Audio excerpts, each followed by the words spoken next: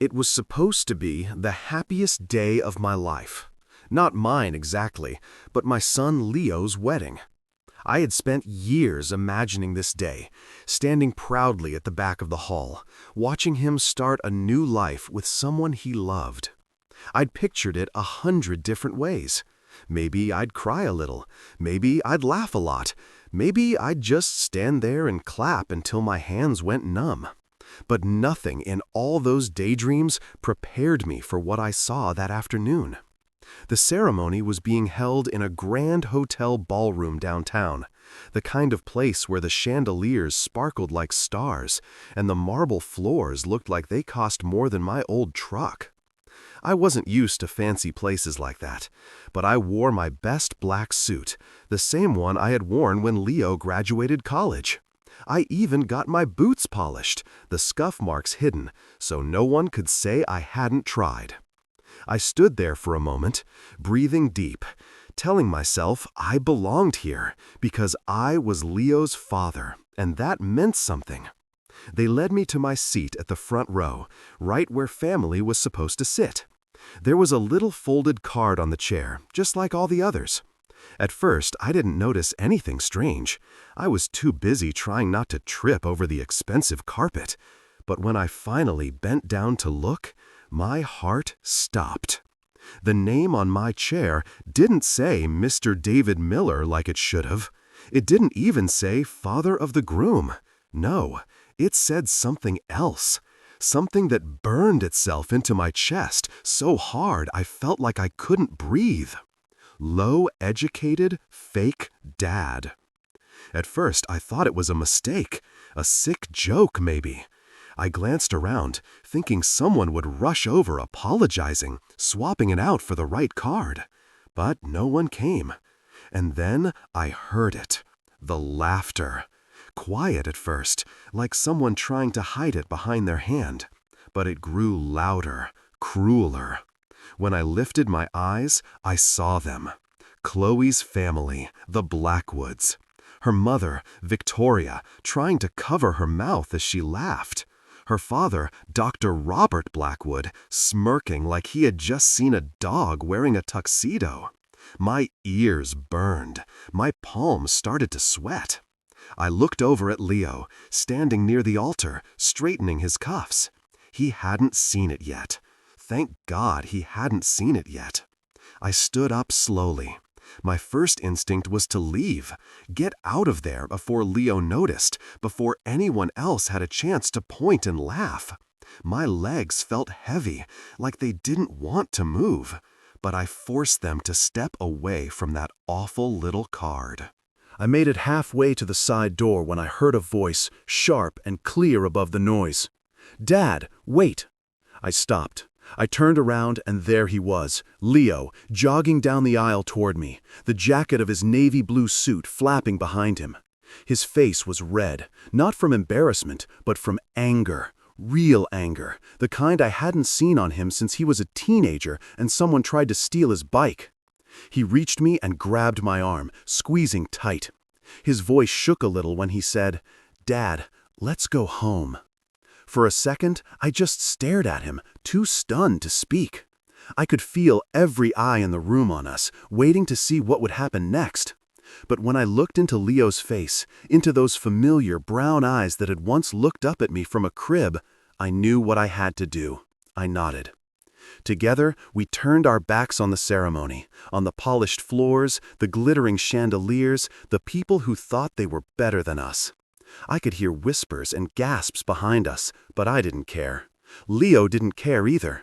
His hand stayed firm on my shoulder, like he was shielding me from every daggered stare in the room.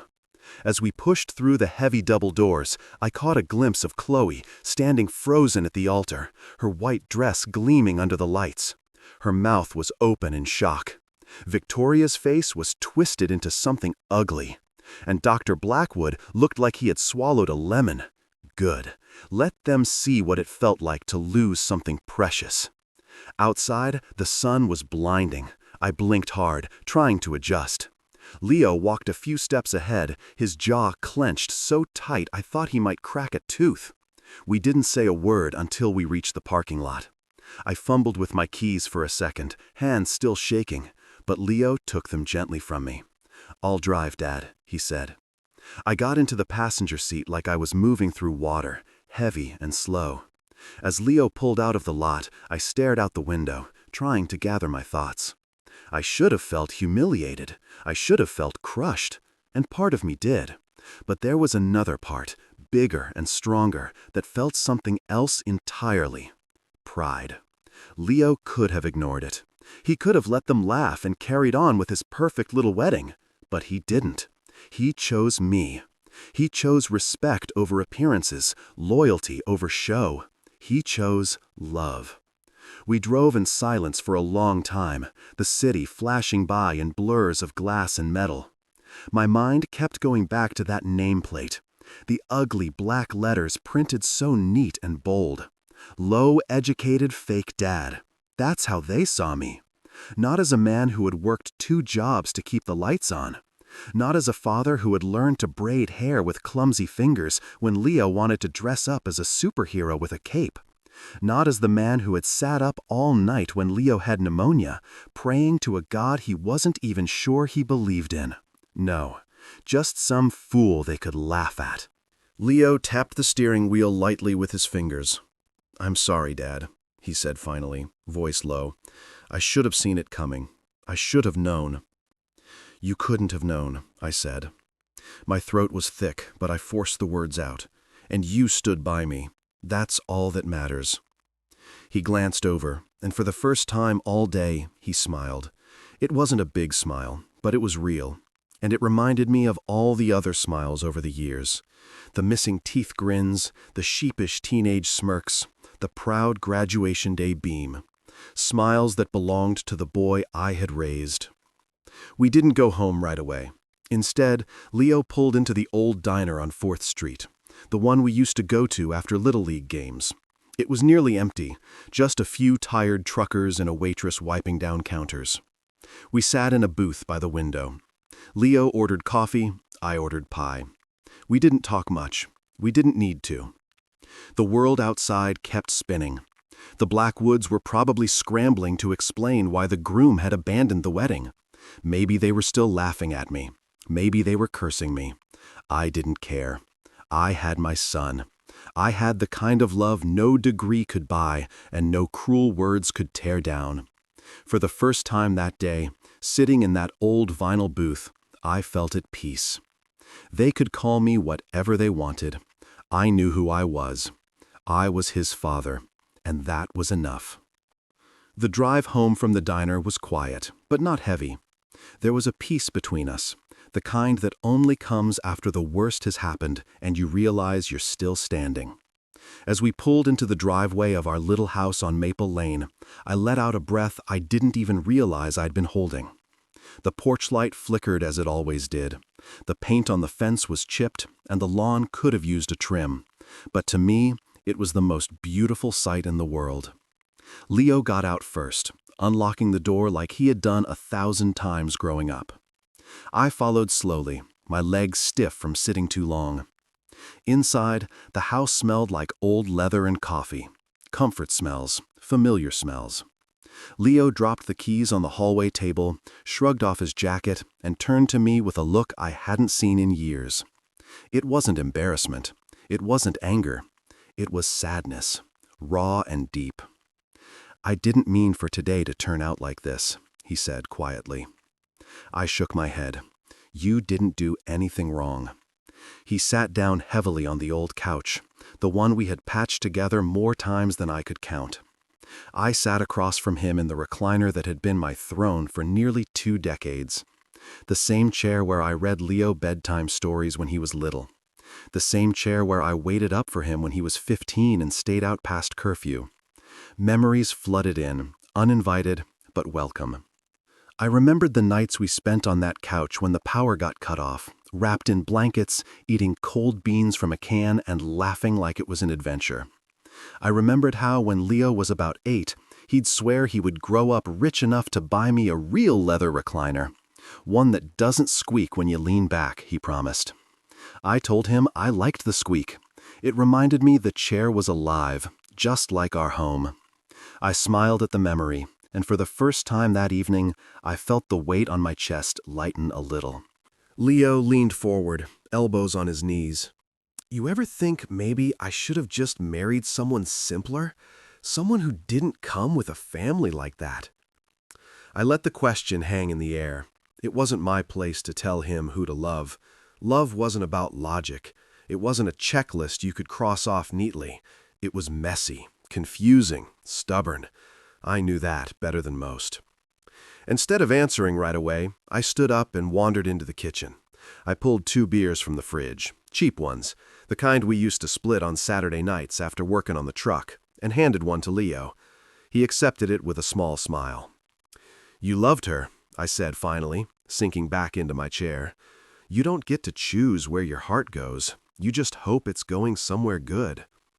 Leo nodded slowly, staring at the floor. I thought Chloe was different. I thought she loved me for who I was, not for how much I could impress her family. I took a sip of my beer. It was bitter, sharp, familiar.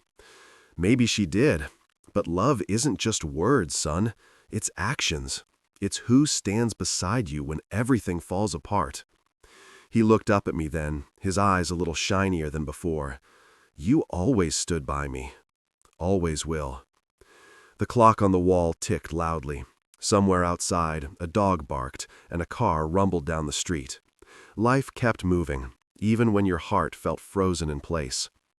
I thought back to the years that had led us here, all the moments that built the bond between us. Scraped knees and broken toys.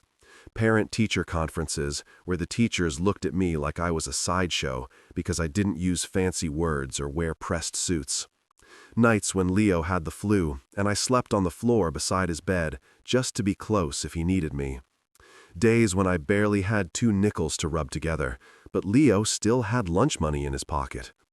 I wasn't perfect. I made mistakes, lost my temper sometimes, missed a few school plays when I couldn't get off my shift, but I never missed the big things. Birthdays, graduations, every moment that mattered. And no matter what anyone said about my education or my bank account, no one could ever take that away from me. You remember, I said, leaning back with a creak, the time you broke your arm playing backyard football? Leo chuckled. Yeah, I thought you were gonna kill me. I thought you were gonna kill me, I said, laughing. You screamed so loud the neighbor came running with a baseball bat, thinking we were getting robbed. Leo laughed harder, the tension easing from his shoulders. You carried me 2 blocks to the truck. You were heavy back then. I was heavier because you wouldn't stop crying. We both laughed, the sound filling the small room like sunlight breaking through a storm. For a little while, we weren't the father and son who had just walked out of a ruined wedding. We were just 2 stubborn souls, bruised but unbroken, clinging to the one thing that had never let us down, each other. Later that night, after Leo went to bed in his old room, I sat out on the porch with another beer, watching the stars blink overhead. The air was cool, the kind that hinted at fall just around the corner. I rocked slowly in the porch chair, listening to the night sounds, crickets, the distant hum of traffic, the creak of the old wood beneath me. I thought about Chloe's parents, about all their money, their degrees, their polished words. None of it had taught them kindness. None of it had taught them respect. They had everything a man could want, except the one thing that mattered most, heart. And maybe, just maybe, the world had a funny way of balancing things out. I didn't know then what would happen next. I didn't know about the news that would break the following morning, or how the very people who had laughed at me would find themselves the laughingstock of the town. But in that moment, sitting on my porch with the night wrapped around me like an old blanket, I knew one thing for certain. I had already won. I had raised a good man, and no insult, no nameplate, no cruel laughter could ever take that victory away. I took a long sip from the bottle and tipped my head back, smiling up at the stars. Let the world think what it wanted. I knew the truth, and so did my son. There's a certain kind of fight that lives deep inside you when you're a man who's had to claw his way through life with nothing but bare hands and stubbornness. I never planned on being a single father. Nobody plans for something like that. Sarah and I thought we had forever. She was the smart one between us, the one with dreams bigger than our little town could hold. When she got sick, it felt like the world tilted sideways, and no matter how hard I tried to straighten it, it never really went back. After she passed, it was just me and Leo. I was 24 years old, with a mortgage I couldn't afford, a toddler who cried for his mother every night, and a hole in my chest so wide I didn't think anything would ever fill it. People whispered about me back then. I could hear them in the grocery store when they thought I wasn't listening. Poor kid, he doesn't have a chance. David Miller's going to mess that boy up. He should just give the kid to Sarah's parents. They've got money, education, a proper home. Sarah's parents, the Wellingtons, didn't waste any time. 2 weeks after the funeral, they showed up on my doorstep with a lawyer and a custody petition. I still remember standing on that porch, Leo clinging to my jeans, staring down at Sarah's mother with her perfect hair and her eyes sharp enough to cut glass. She looked at me like I was something she found stuck to the bottom of her shoe. "Be reasonable, David," she said, like she was offering me a deal and not trying to steal my whole world away. "You can't possibly raise him alone. He needs better." I didn't say much. Never been the type for fancy speeches. I just told them no. Simple as that. They didn't listen. Took me to court 3 times. Tried to paint me as unfit because I never finished high school. Because I worked with my hands. Because my house was small and my wallet was even smaller. I'll never forget the feeling of sitting in that courtroom wearing the only tie I owned, listening to their lawyer talk about me like I wasn't even human, like I was just some obstacle standing between them and what they wanted. They had charts and expert witnesses and photographs. I had calloused hands, bloodshot eyes, and the desperate love of a man who had lost everything except his boy. It should have been a slaughter. On paper, I didn't stand a chance. But sometimes God sends you an angel in the ugliest battles. Her name was Julia Price, a court-appointed attorney, barely out of law school. She looked like she should still be taking exams, not fighting battles in front of a judge. But she fought for me like I was her own blood. She dragged every dirty trick the Wellingtons tried into the light. She showed the court what they really cared about: control, not love. The day the judge ruled in my favor, Leah was curled up on my lap playing with my work boots. I didn't even hear the first part of the decision. All I heard was the part that mattered. Full custody granted to Mr. David Miller. I broke down right there in the courtroom. Couldn't help it. Ugly, choking sobs that I tried to swallow but couldn't. Julia just patted my back awkwardly and said, "You earned this. Don't let anyone tell you different." I didn't. From that day forward, Leo was mine to raise, mine to protect. Every scraped knee, every spelling test, every Christmas morning when there was barely enough under the tree but somehow was still magical, I gave it to him with everything I had. Sometimes late at night when he was little, I'd sit by his bed and just watch him breathe. I was so scared I would screw it all up, that somehow love wouldn't be enough, that maybe the Wellingtons were right and I wasn't good enough. But every morning when Leo woke up and grinned at me with that gap-toothed smile, I told myself I could figure it out. And I did. Not perfectly, not by any parenting book standards, but by the only one that mattered: showing up, staying, loving without limits. As he got older, the world didn't get any kinder. Teachers who looked down their noses when I showed up to conferences in my oil-stained boots. Other parents who invited Leo to birthday parties, but not me to barbecues. It hurt sometimes, more than I wanted to admit. But Leo never cared. He'd come home from school talking about the kids whose parents had PhDs or corner offices, and I'd brace myself for the day he'd start to wish he had someone better for a father. But it never came. Instead, he'd say things like, "Dad, you're the smartest guy I know. You can fix anything." And he meant it. Not because I could solve algebra problems or negotiate business deals, but because he trusted that when he needed me, I'd always be there. When Leo turned 15, I sat him down and told him about the court battle. Told him how close I came to losing him. I thought he deserved to know. I expected anger, maybe, or sadness, but he just sat there quietly, then hugged me so tight I thought my ribs would crack. "You didn't lose me, Dad," he said. "You never will." Now, sitting on the porch all these years later, those words came back to me clear as a bell. After everything, the nameplate, the laughter, the humiliation, none of it could touch that bond. They didn't know the battles we had fought together. They didn't know the nights spent wrapped up in each other's stubborn love. They saw a low-educated mechanic. They didn't see the man who had rebuilt a whole world with 2 battered hands and a heart that refused to quit. I closed my eyes, letting the cool breeze wash over me. Leo was asleep inside, safe under the same roof that had sheltered him through scraped knees, broken hearts, and teenage rebellions. My boy, my pride, my proof that love didn't need a degree or a pedigree to be real. Tomorrow, the world would keep turning.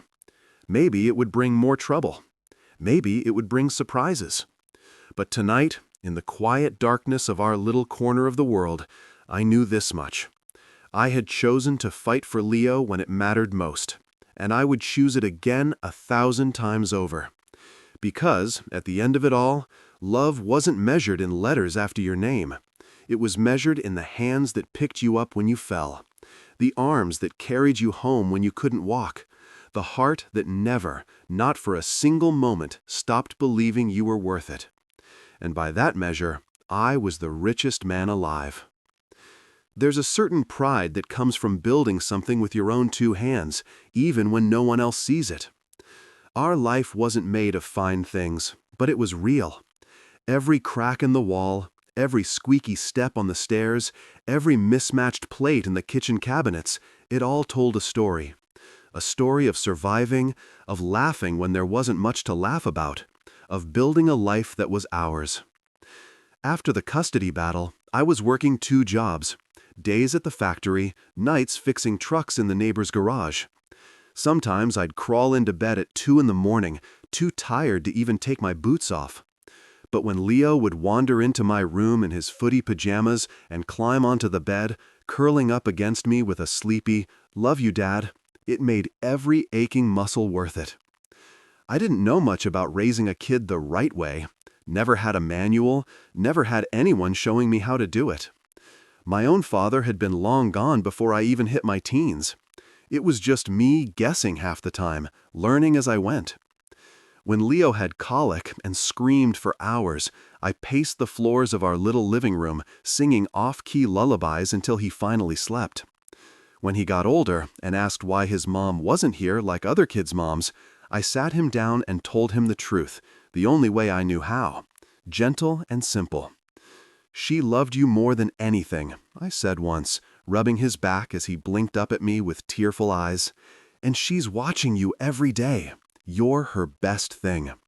He believed me, and maybe, in some ways, that belief kept both of us going. Money was tight in those years, real tight. There were days when I skipped dinner just to make sure Leo had enough on his plate. Nights when the electricity company threatened to shut us off. I learned how to stretch $1 so far it could snap. Hand-me-down clothes, used toys from the thrift store, school supplies bought late when they were on clearance. But you know something funny? Leo never once complained. Not when he had to wear sneakers with duct tape on the toes. Not when Christmas meant just one present under the tree. Not when his friends had video games and new bikes and he made do with a football we patched up with shoe glue. Instead, he made me proud in ways I can't even explain. He worked hard at school. He was kind. He helped neighbors rake leaves and shovel snow without being asked. And every time he ran home, sweaty and muddy from playing outside, shouting, "Dad, guess what?" like I was the only person in the world he wanted to tell, I knew we were doing just fine. We didn't have a big backyard, but we had enough space for a beat-up old grill and 2 lawn chairs. Every summer, I'd save up for a small camping trip, just me and Leo and a tent that leaked when it rained. We'd fish in muddy rivers, roast marshmallows until they caught fire, and tell ghost stories that made us both laugh too hard to be scared. Those weekends were messy, cheap, and perfect. One night, Leo must have been about 10. We lay under the stars, staring up at the sky. He rolled onto his side and looked at me with a seriousness that didn't match his missing front teeth. "Are we poor, Dad?" he asked. The question hit harder than any punch. I wanted to lie, wanted to tell him we were just like everyone else, but I didn't want to build our life on lies. I thought about it for a second, then said, "We don't have a lot of money, but we're rich in the stuff that matters." He frowned, confused. Like what? Like love, like laughs, like always having someone who's got your back. He nodded thoughtfully, like he was storing that answer away somewhere deep inside him. Then he grinned, crooked and full of life. "Then we're the richest people ever." I laughed so hard that night I scared off half the wildlife in the woods. Time kept moving forward, faster than I liked. Leo grew taller, sharper, smarter. He never made me feel small for not knowing the things he was learning in school. Instead, he came home and patiently taught me about algebra, history, and science experiments that half the time ended with the kitchen smelling like burnt sugar. When he made it into college, full scholarship no less, I stood in the driveway the day he left, pretending I wasn't wiping my eyes on my sleeve. He hugged me so tight my ribs ached. "I'll make you proud, Dad," he whispered. "You already have," I choked out. The house felt empty without him, but I kept busy. Fixed up an old motorcycle I'd been meaning to get running for years. Started volunteering at the local youth center, teaching kids how to work on engines. It felt good to give back a little, to pass on what I knew. Every Sunday, like clockwork, Leo would call. Sometimes from his dorm room, sometimes from the library. Once from a rainy street corner because his umbrella broke and he wanted to tell me he aced his chemistry exam. No matter how busy he got, he never forgot where he came from. And then, years later, came the day he called me with shaking excitement in his voice. "Dad," he said, breathless, "I met someone. Chloe." At first, I was just happy he was happy. She sounded nice, polite, sweet, maybe a little polished around the edges, but love smooths out the rough spots, right? I didn't think much of it when Leo said her parents were a little formal. I thought maybe they'd warm up once they got to know us. I didn't realize then how much they saw people like me as invisible, as less than, as something to be tolerated at best and humiliated at worst. Maybe I should have seen it coming. But love has a way of making you believe in the best, even when the warning signs are flashing.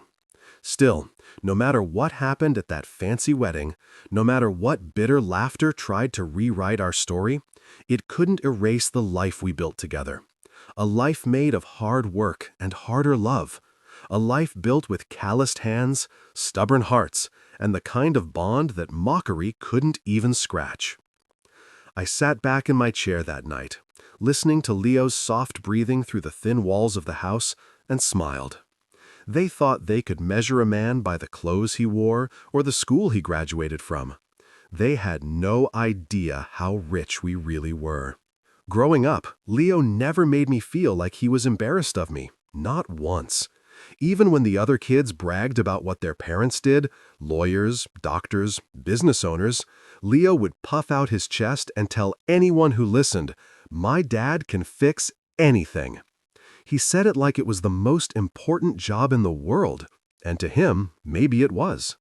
When he got older, I worried it would change, that teenage years and peer pressure would make him see the dirt under my nails or the grease stains on my jeans as something shameful. I braced myself for it, honestly, waiting for the day he'd stop inviting me to career days or start hesitating when people asked what his dad did for a living. But that day never came. Instead, I remember the time his high school held a career fair. Kids brought in their parents to talk about what they did. There were engineers and architects and professors with big titles and fancier words than I could follow. I almost told Leo he should pick someone else to stand beside him that day. I didn't want to embarrass him, but he wouldn't hear it. "You're coming, Dad," he said firmly. "You're the smartest man I know." So I went, wore my best pair of jeans, a clean work shirt, even combed my hair back. I stood next to him while he introduced me to his classmates and teachers. "This is my dad," he said, proud as anything. "He's a mechanic. He can fix cars, trucks, lawnmowers, anything with an engine. He even built a go-kart for me from scratch when I was 10. The kids' faces lit up. Some teachers smiled politely, but a few genuinely looked impressed when Leo told them about how we used scrap parts and still made that little go-kart run like a dream. Driving home that night, Leo leaned over and said, "Some dads wear suits, but mine can build things with his hands. That's way cooler." I don't think he realized what that meant to me. Maybe he never will. Even when he left for college, surrounded by kids from rich families with polished backgrounds, he never stopped being proud of where he came from. He'd send pictures of him in his dorm room, grinning like a fool, a poster of a classic Mustang behind him, a car we had rebuilt together one long, greasy summer. Once, during his second year, he brought a few friends home over break. I worried what they'd think of our small house, the cracked driveway, the secondhand furniture. But Leo acted like it was a palace. He showed them the workshop out back where we had spent countless weekends, told them stories about learning to change oil before he learned to drive. He even pointed proudly at my old recliner in the living room and said, "Best chair in the world. Sat there every night listening to my dad's crazy stories." And when one of his friends joked about the tiny kitchen, Leo just laughed and said, "Yeah, but you've never had burgers better than my dad's." He made me feel like I was 10 feet tall. That's what love does. It doesn't hide you in the shadows. It shines a light on you, even when the rest of the world looks away. Chloe entered his life not long after that. I could tell he was head over heels from the start. He talked about her like she was made of sunlight. She was smart, top of her class, working toward a career in international law. Leo couldn't stop grinning whenever he mentioned her. The first time we met, she was polite, a little stiff maybe, but kind enough. I chalked it up to nerves. Not everyone knows what to say to a man who makes his living elbow-deep in engines. Her smile was tight, her words careful, like she was afraid to step in oil just by standing next to me. But Leo looked at her like she hung the moon, and that was enough for me. It wasn't until later, at family gatherings and dinners, that I noticed the small cracks. The way her parents would talk over me at the table, using words meant to confuse or belittle. The way Chloe would sometimes wince when I mentioned work, like I had said something uncivilized. The way she introduced me to her friends once, not as Leo's dad, but as the man who fixed our car. Still, I told myself it didn't matter. Maybe I wasn't their kind of people. Maybe they just needed time. Maybe love could smooth it over the way it always had before. But now, looking back after what happened at the wedding, I realize love alone isn't always enough to bridge certain gaps, especially the kind built from pride and prejudice. I remember one particular conversation with Leo about 6 months before the wedding. We were fixing up the porch swing, replacing a few rotten boards. He was hammering away while I held the new slat steady. "You think Chloe's parents like me?" he asked out of nowhere. I shrugged, careful with my words. "They don't know you like I do. Give it time." He nodded, but the furrow between his eyebrows stayed. "Sometimes I think they see me as, I don't know, not good enough," he muttered, more to the nails than to me. I set down the slat and wiped my hands on my jeans. "Listen, son," I said carefully. "Some people are born thinking they're better than others because of where they went to school or how many zeros are on their paycheck. That's their problem, not yours. You measure a man by how he treats the people who can't do anything for him, by his heart, not his wallet." Leo didn't say anything for a long moment, just kept hammering, but his jaw was set. And I could tell he was storing those words away, the same way he always did when something mattered. Maybe that's why, on the day of the wedding, when he saw that awful nameplate and heard the laughter, he didn't hesitate. He remembered what mattered. He chose love over appearances. He chose respect over status. He chose me. Not because I was the perfect father, not because I had wealth or titles to offer, but because when everything else was stripped away, money, education, fancy suits, and big houses, what was left was a bond built from years of late nights, early mornings, scraped knees, burned dinners, repaired engines, bedtime stories, and 1,000 little moments of showing up. And sometimes that's more than enough. Sometimes it's everything. The Blackwoods were the kind of family that wore their pride like armor. Everything about them was polished, rehearsed, and just a little too perfect. From the first time I met them at a dinner party Chloe's parents threw, I could feel the difference. They spoke in clipped, proper tones, like every word was a carefully measured performance. They shook hands too firmly, smiled too tightly, and when they talked about their achievements, degrees, investments, business ventures, it wasn't conversation, it was competition. I tried to fit in. God knows I tried. I showed up in the best clothes I could afford, kept my elbows off the table, minded my manners the way Sarah had once taught me. I smiled when they dropped fancy terms about stocks and private equity. I nodded politely when Dr. Blackwood bragged about the prestigious universities in their family line like it was a crown he wore. But no matter what I did, it wasn't enough.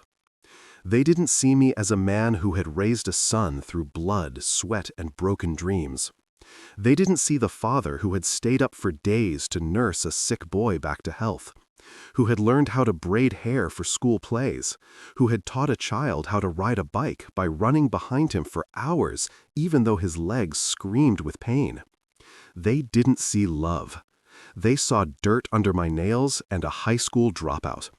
They saw someone they couldn't parade at their cocktail parties or drop into conversations with their ivory tower friends. Still, I held my tongue for Leo's sake. I smiled when they talked down to me, laughed when they made jokes that stung, and swallowed my pride like a bitter pill. Because Leo was happy. Because I believed, foolishly maybe, that marriage would build bridges where words had failed. In the weeks leading up to the wedding, there were signs, small ones. Chloe gently suggesting I get a new suit, something more appropriate for the venue. Victoria Blackwood offering to arrange a speech coach if I wanted to say a few words at the reception, said with a syrupy sweetness that barely hid the insult. Dr. Blackwood sending me an etiquette book in the mail with a note, a little light reading before the big day. I could have gotten angry. Lord knows a younger version of me might have thrown those words right back at them. But years of raising Leo had taught me patience, taught me to pick my battles. I wasn't about to cause a scene and embarrass Leo at his own wedding. So I tucked my hurt deep inside. I smiled through tight teeth. I told myself that one day, when Leo had a family of his own, when he held his own child in his arms, he'd understand that sometimes love meant swallowing your pride so your kids could have their day. I wore the new suit, stiff and uncomfortable. It felt like a costume instead of clothing. I practiced my manners. I sat quietly through endless dinners where they discussed vacations I could never afford and schools I could never dream of entering. I endured it all for Leo. The morning of the wedding, I woke early, too early. I made a pot of coffee and sat at the kitchen table, staring out the window at the sunrise. I thought about Sarah, how proud she would have been. I thought about the little boy who used to crawl into my bed after nightmares, and how he was now a grown man about to start his own life. I told myself that today would be about Leo, not about me, not about the Blackwoods. I tucked my hands into the pockets of my new suit and whispered to the empty kitchen, "You did good, Sarah. We did good." I drove to the venue with my heart in my throat. The ballroom was grander than I had imagined. Glittering chandeliers, gold-trimmed walls, music floating through the air like perfume. Guests in tuxedos and silk dresses floated around like it was some kind of royal ball. I felt like a bull that had wandered into a china shop. Still, I smiled. I shook hands. I let Victoria kiss my cheek and pretended not to notice the way she immediately wiped her hand on her dress. I even laughed at Dr. Blackwood's jokes, even though every word dripped with condescension. Then came the moment that shattered it all. I walked to my assigned seat, tried to ignore the sideways glances, the whispers. When I bent down to read the nameplate on my chair, it felt like someone punched the air right out of my chest. Low, educated, fake dad. I stared at it, blinking, hoping it would change if I looked long enough, but it didn't. The letters were crisp, deliberate, cruel. The laughter started softly, a titter here, a snicker there. Then it grew ugly, mean. Victoria covering her mouth with her hand, but failing to hide the sparkle in her eyes. Dr. Blackwood shaking his head in mock sympathy. I wanted to disappear, wanting to sink into the marble floor and never be seen again. But before I could move, before the humiliation could finish crushing me, Leo's voice cut through the noise. "Dad." I turned. He was standing at the altar, halfway to me, eyes blazing. "Let's go home." Without hesitation, he crossed the room, took my arm, and together we walked out. Past the whispers, past the gasps, past the perfect people in their perfect clothes, with their perfect lives. Chloe didn't follow. Victoria didn't call out. Dr. Blackwood didn't move. They let us go like we were the ones unworthy. Outside, the sun was blinding. Leo held the car door open for me like he had 100 times before when he was a boy pretending to be a chauffeur. I slid into the passenger seat, my heart too full to speak.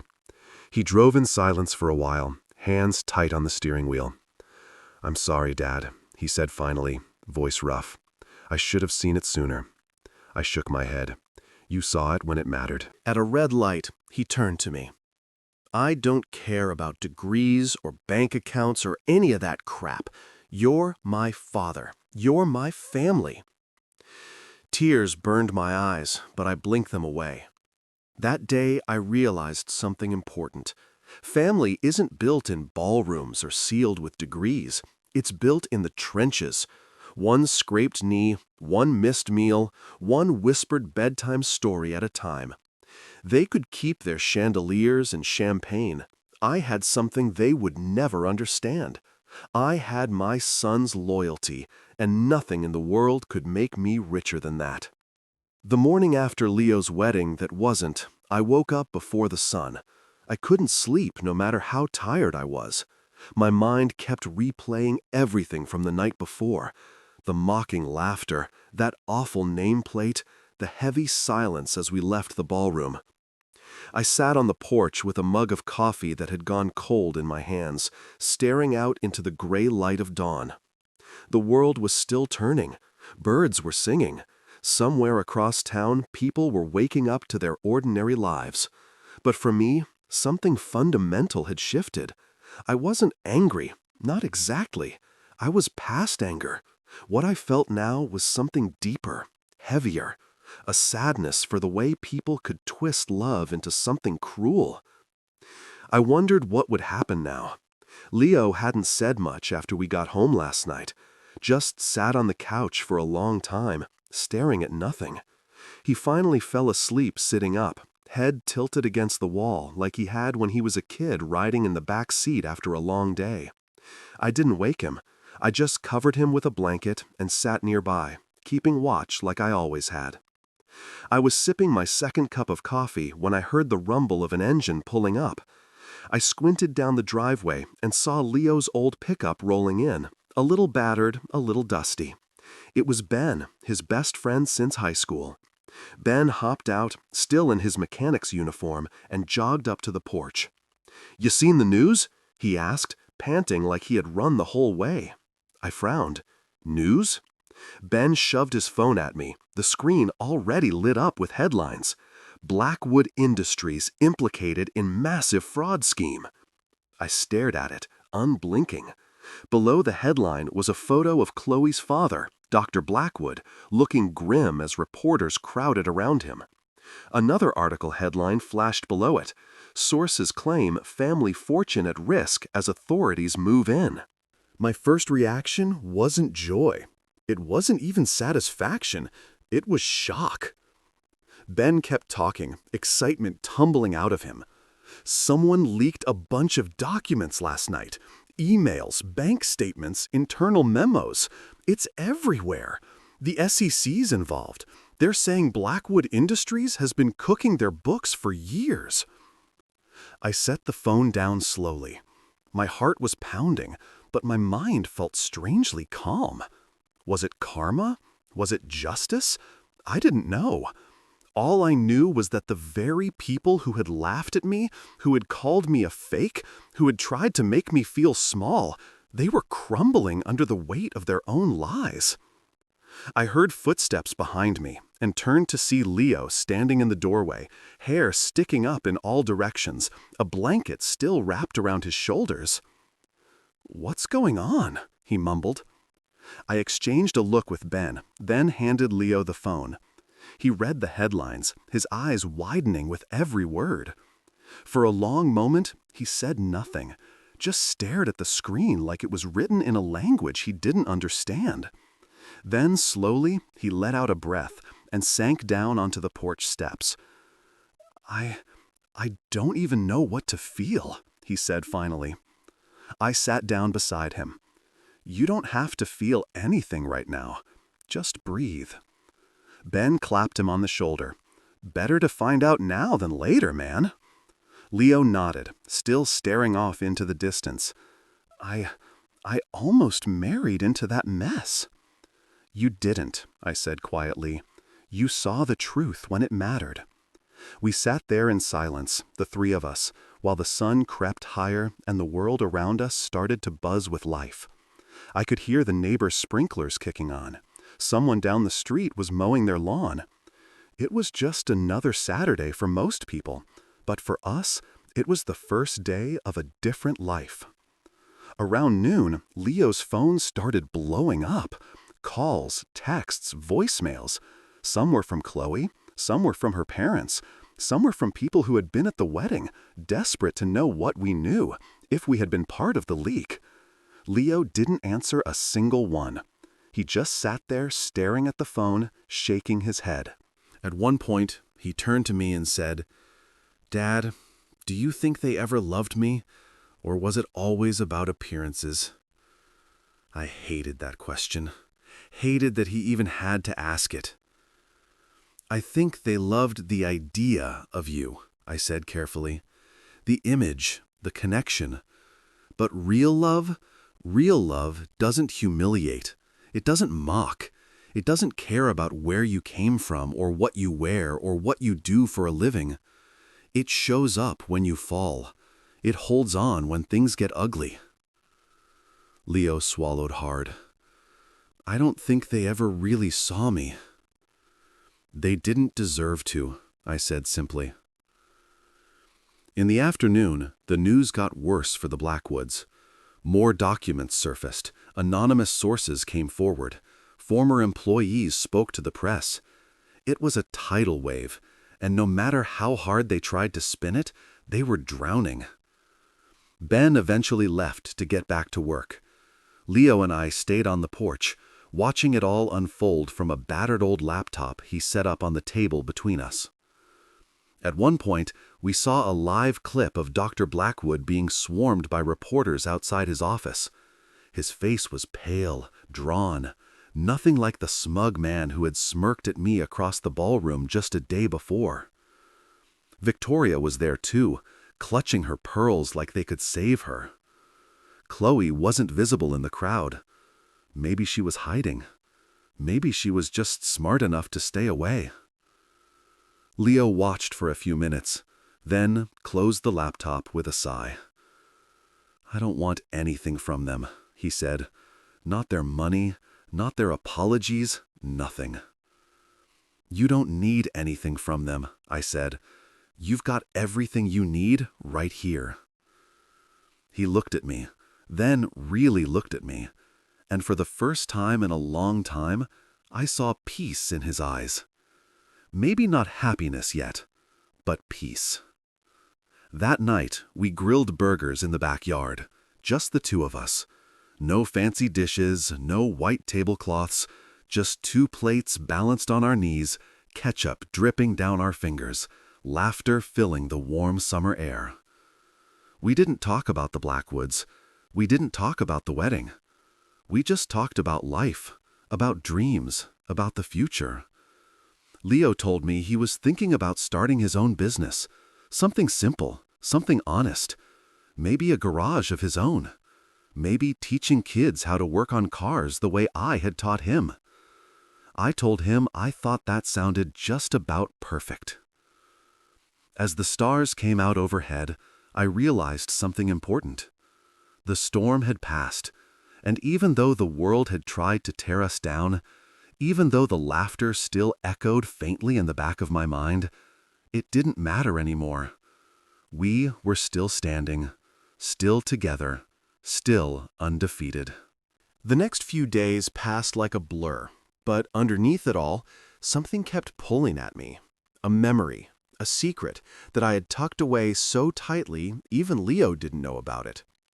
It started years ago, after Sarah passed, right around the time I won custody of Leo. I didn't have much. An old house, an older truck, a few thousand Sarah's life insurance had left behind. It wasn't enough to live comfortably, not by a long shot, but it was something, and I knew I had to make it count.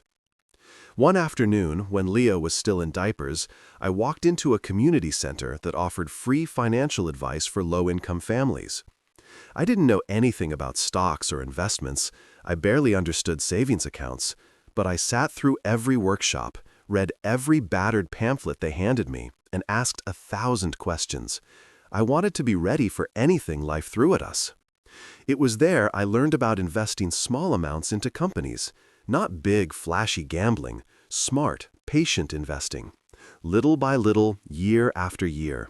And funny enough, one of the companies I had put a small chunk of Sarah's insurance money into was Blackwood Industries. Back then, they weren't the giant they became later, just another mid-sized manufacturing company.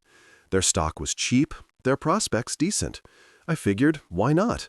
It wasn't a fortune, just a few hundred here and there, enough that over the years, as Blackwood Industries grew into a giant, so did my shares. I didn't tell anyone, not because I was hiding it, but because it didn't seem important. It was just a quiet thing I did in the background, like fixing the leaky faucet or making sure Leo had enough money for school books. By the time Leo went to college, I had accumulated a surprising number of shares, enough to be considered what they called a minor, silent investor. Not enough to sit on their board or throw weight around, but enough that when I sold them, someone would notice. I hadn't touched those shares in years. They just sat there, quietly growing, like a tree planted in a forgotten field. Until the night of the wedding. When I saw that nameplate, when I heard the laughter, something in me snapped. Not in anger, not in revenge, in clarity. The people who sat there mocking me thought I was nothing. They didn't know I owned a small part of the empire they bragged about. They didn't know that with one phone call, I could make their comfortable little world tilt sideways. So, I did. I waited until Leo and I got home. Waited until he had fallen asleep on the couch, blanket pulled up to his chin like he was a boy again. Then I sat down at the kitchen table, pulled out the old laptop I barely used anymore, and logged into my investment account. There they were. Hundreds of shares. Enough to matter. I didn't hesitate. I clicked sell. I didn't just sell them to the market. I directed them to a competitor I had researched months earlier, a company that had been waiting for the right moment to strike. The transfer went through in less than 20 minutes. By morning, it would be done, and I would be free of them. I didn't do it to destroy them. Honestly, that wasn't even my first thought. I did it because I realized I didn't owe them anything. Not my silence, not my respect, not my investment in their future. They had already decided what I was worth. They forgot to check who was holding part of their house up. The next morning, the fallout began. News outlets sniffed out the sale quickly. Speculation ran wild. People panicked. Stocks plummeted. Investigations kicked up dust the Blackwoods had spent years trying to sweep under expensive rugs. It was chaos. Beautiful, ugly chaos. And all the while, I said nothing. Leo didn't know. No one did. It was my quiet goodbye to people who never deserved a hello. I watched it all unfold with a strange calm. No gloating, no fist-pumping, just the same steady feeling I had whenever I finished fixing an engine. Satisfaction that the work was done, that the gears had turned the way they were supposed to. One night, a few days after the collapse started, Leo and I sat on the porch again. We hadn't said much about the Blackwoods lately. It was like we had both agreed, without speaking, to let the past stay where it was. But that night, Leo turned to me with a frown. "You ever feel bad?" he asked. "That they're losing everything?" I thought about it for a long minute. "No," I said finally, "because what they built was hollow. It was built on lies, on hurting people smaller than them. It was always going to fall. They just didn't think it would happen so soon." Leo nodded, staring out at the stars. "You think Chloe knew?" he asked after a while. I shrugged. "Maybe, maybe not. Doesn't change anything." He sat quietly, shoulders hunched like he was carrying something heavy. I reached over and clapped a hand on his back. "You don't owe them anything, Leo," I said. "Not your guilt, not your regret. Sometimes when a house catches fire, it's not your job to run back inside." He let out a shaky breath. I wanted it to be real, you know? The love, the family, all of it." "I know, son," I said softly, "and it will be one day, with someone who doesn't need to measure your worth before they decide to love you." We sat in silence after that, comfortable, steady, like two stones in a river, weathered but unmovable. Inside the house, the old clock ticked on. The world turned, and for the first time in a long time, I felt like we were exactly where we were supposed to be. A week later, I officially closed my investment account, sold off the rest of the small pieces I'd gathered over the years. I didn't need them anymore. Didn't need the security blanket. We had something better. We had each other. And we had freedom. Sometimes it's the unseen hands that shape the world the most, the ones nobody notices, the ones the rich and powerful laugh at, dismiss, or forget until those hands quietly let go, and everything they thought was unshakable starts to fall. I didn't need their approval. I didn't need their apology. I didn't even need them to know it was me. The only thing I needed was already sitting beside me on that porch, a son who had chosen me, and a life that no amount of money could ever replace. Life has a way of surprising you when you least expect it. After everything that happened, the wedding disaster, the collapse of Blackwood Industries, the endless stream of news articles painting Chloe's family in a new, uglier light, I thought Leo might be broken for a long time. Thought he might wall himself off, become hard and bitter like some men do after betrayal. But that's not the kind of man Leo was raised to be. Slowly, like the first stubborn buds pushing through frozen soil, he started to heal. It began with small things. He got up early again, started fixing things around the house without being asked, changed the oil in the truck, painted the porch railing. Little tasks that might have seemed meaningless to someone else, but meant the world to me. They meant he was choosing life over anger, movement over bitterness. One morning, I found him sitting at the kitchen table with a pile of notebooks and a laptop spread out in front of him. "What's all this?" I asked, pouring myself a coffee. He looked up, his eyes brighter than I'd seen them in weeks. "I'm thinking about starting my own garage, Dad." I blinked. "Your own business?" He nodded. "Not just repairs, teaching too. Classes for high school kids who want to learn a trade, apprenticeships, real work with real skills." Pride surged so fast in my chest it almost knocked me over. "That's a damn good idea, son," I said, smiling so wide my cheeks hurt. He grinned back, a little sheepishly. "Figured it was about time I started building something that matters." Over the next few weeks, Leo threw himself into planning. He found an old building on the edge of town, An abandoned mechanic shop with cracked windows and a roof that needed fixing. It was a mess, but it had good bones, just like Leo. Strong, steady, built to last. I helped him every step of the way. We patched drywall, replaced broken tiles, cleaned out years of dust and grime. Some nights we worked until midnight, covered in paint and sweat, laughing about how sore we'd be in the morning. But there was joy in the work, a kind of sacred satisfaction that money couldn't buy. And somewhere along the way, something even better happened. Leo met Maya. It wasn't some grand movie moment with fireworks and slow-motion running across a field. It was simpler than that, realer.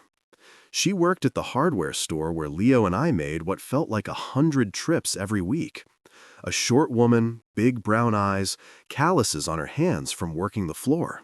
No makeup, no airs, just a bright laugh and a way of talking that made you feel like you mattered. I saw it happen almost in slow motion. One afternoon, Leo was arguing with the clerk about the difference between two brands of sealant.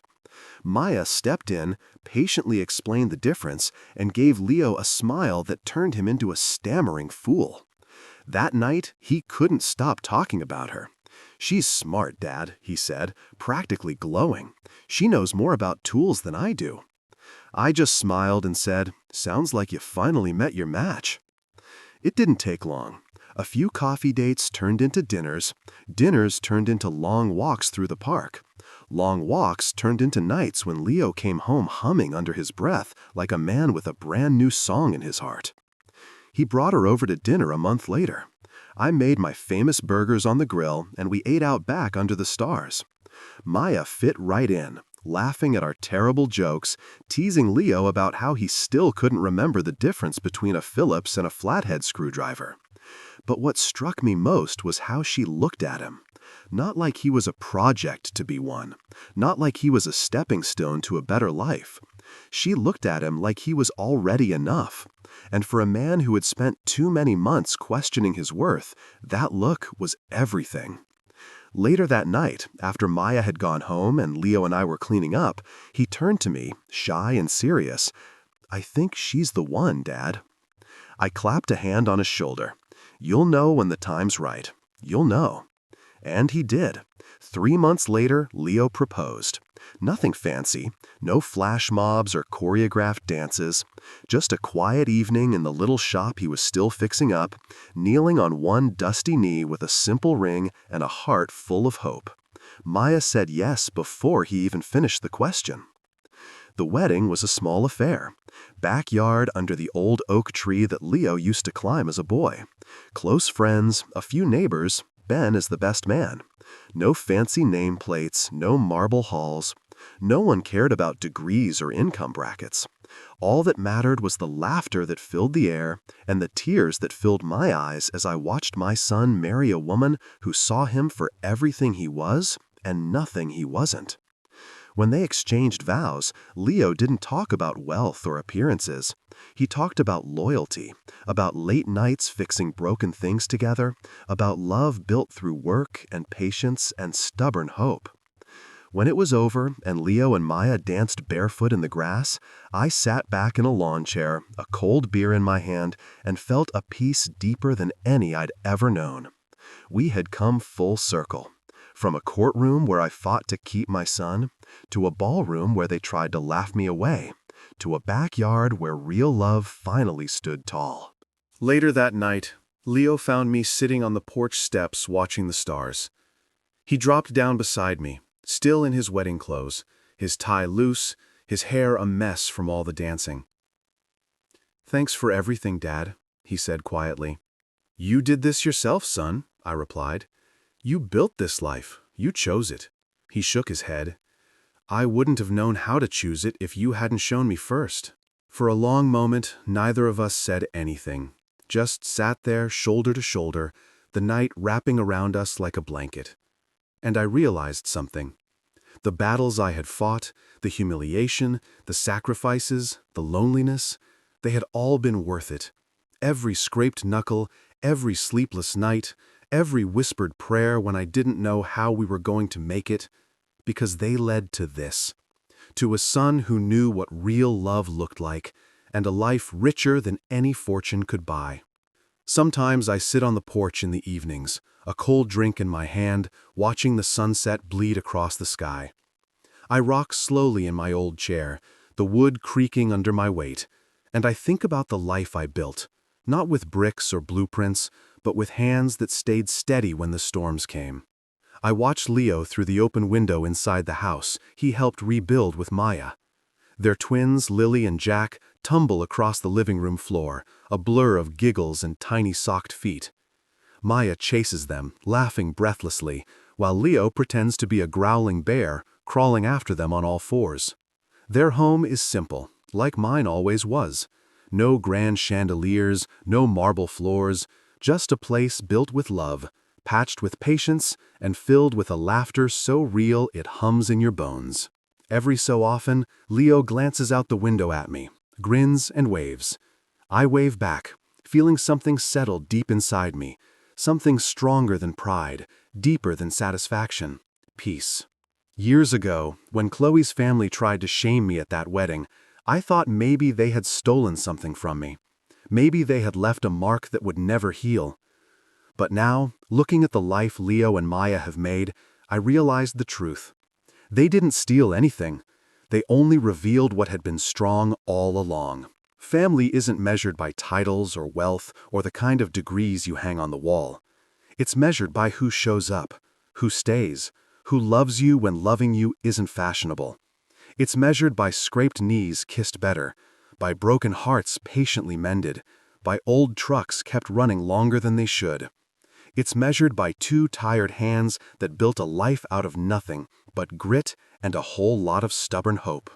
I leaned back in the chair and closed my eyes for a moment, letting the evening breeze brush against my face. I think about Sarah, about the promises we made when we were young and reckless and thought we had all the time in the world. I like to believe she's still watching somewhere beyond the clouds, smiling at the life we carved out of heartbreak and hard days. I imagine her sitting beside me now, laughing that soft laugh she always had, reaching over to squeeze my hand. You both did good. Sometimes Leo comes out after the kids are in bed, carrying 2 beers. He'll sit beside me, stretching his long legs out in front of him, and we'll talk about nothing and everything, about how Jack thinks he's a dinosaur, about how Lily refuses to go to sleep unless she hears 3 bedtime stories in a row, about how scary it is to raise kids, to wonder if you're doing it right, to worry you're making mistakes you can't see yet. I get scared sometimes, Dad, he admitted once, staring up at the stars. Scared I'll mess it all up. I chuckled low in my throat, took a slow sip of my drink and said, "Welcome to being a parent." He laughed, shaking his head. "But you made it look easy." I turned to look at him then, at the strong, kind man he had become. "It wasn't easy," I said, "not for a single minute. I just loved you enough to make it through. That's the secret no one tells you about family, about life. It's not about getting everything right. It's not about never falling down. It's about getting back up every single time. It's about showing up even when you're tired, even when you're scared, even when you don't have a clue what you're doing. It's about loving so hard that all the broken pieces start to fit together in new ways." And sitting there beside my son under a sky full of stars, I realized something else. The Blackwoods had laughed at me once, called me a low-educated fake dad, tried to paint me as less than, but none of that mattered anymore. Because while their empire crumbled, while their carefully constructed lives unraveled in headlines and courtrooms, my life was here, alive, breathing, growing stronger every day. Not perfect, not polished, but real. Leo built his garage up from the ground. It's a small place with grease-stained floors and a giant hand-painted sign that reads, "Miller's Garage. Honest work, honest people." Every day, kids from the high school come by after classes to learn how to fix engines, change oil, patch tires. Leo teaches them with the same patience I once taught him. Maya runs the front office, a twin strapped to her hips more often than not, managing invoices and ordering parts with a baby on each arm. Sometimes when I visit, the kids call me Mr. Miller or Coach and ask me to show them tricks on old carburetors. I teach them everything I know, just like I did with Leo. Watching them grin with grease on their faces, I realize that somehow, without even planning it, we built something bigger than just a life. We built a legacy, a place where kids who felt overlooked could find pride in their hands, in their skills, in the knowledge that they mattered. And Leo, he stands at the heart of it all. Not because of a fancy name, not because of a silver spoon, but because he knows what real value looks like, because he was raised on it. One night, after a long day at the shop, Leo found me again on the porch. He sat down beside me without a word, handed me a cold beer, and stared out at the fields stretching under the moonlight. After a while, he spoke. "Thanks for fighting for me, Dad. For everything." I clinked my bottle against his and said, "Always." Because that's what real fathers do. They show up. They stay. They love even when it's hard, when it's messy, when the world tells them they're not enough. They prove the world wrong. Not with speeches or money or shiny things, but with the simple, stubborn act of being there. And tonight, as I sit here rocking under the wide open sky, I know that no matter what the world tried to say about me, I was never a fake father. I was never low anything. I was a real man, a real father. And I had built a life that no laughter, no cruelty, no nameplate could ever erase.